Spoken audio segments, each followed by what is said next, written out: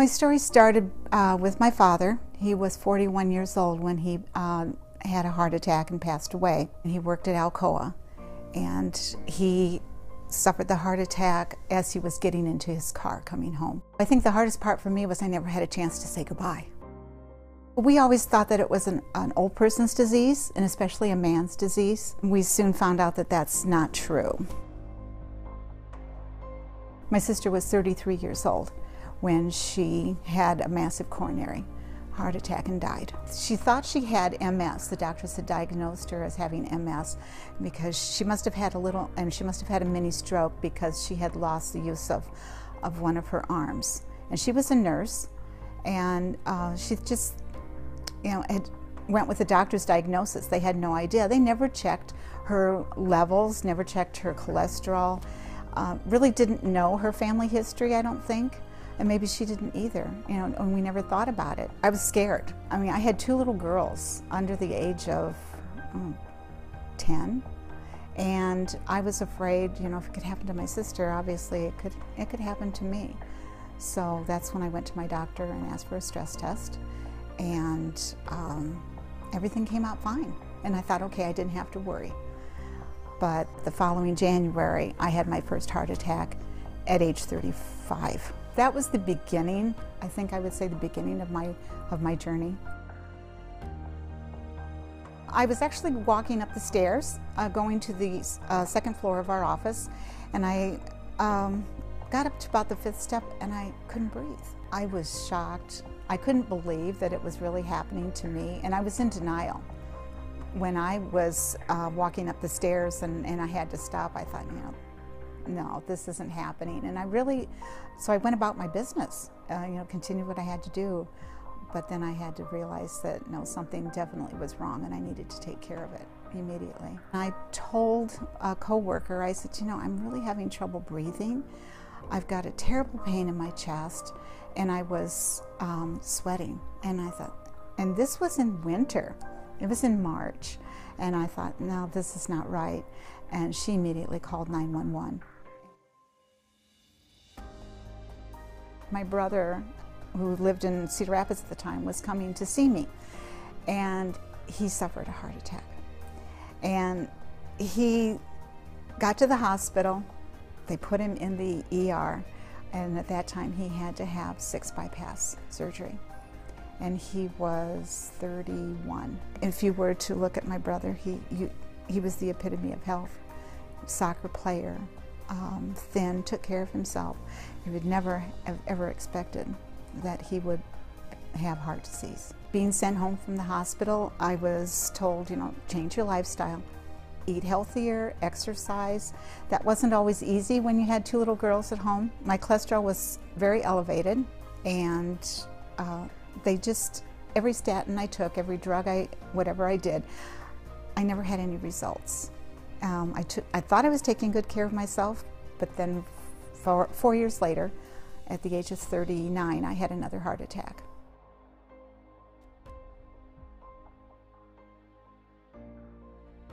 I started having this pain in my back, and so I said something immediately.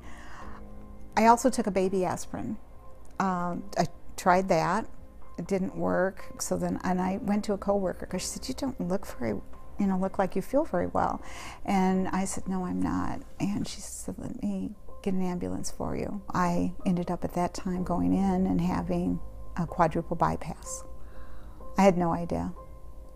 So it was scary. It was frightening, and you wonder if you're going to make it out. Are you going to be seeing your family again? I remember the doctor coming in and telling me, it was a success, and she said, but they're only good for 10 years. Your bypasses are only good for 10 years. And I thought, don't tell me that. I'm going to beat this, and it has been 17 years since my bypass.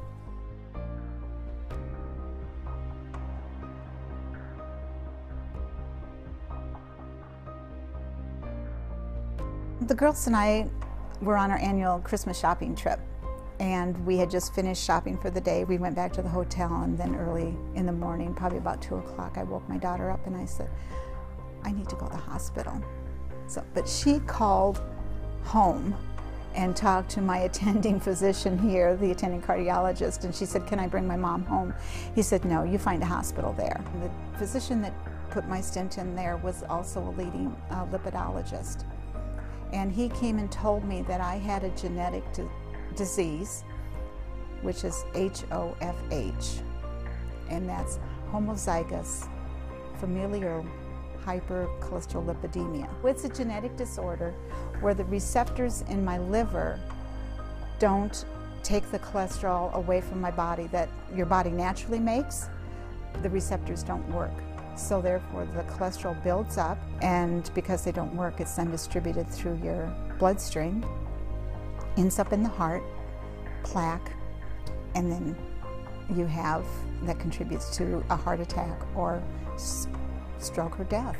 HoFH, 1 in a million people have that, and I'm the lucky one.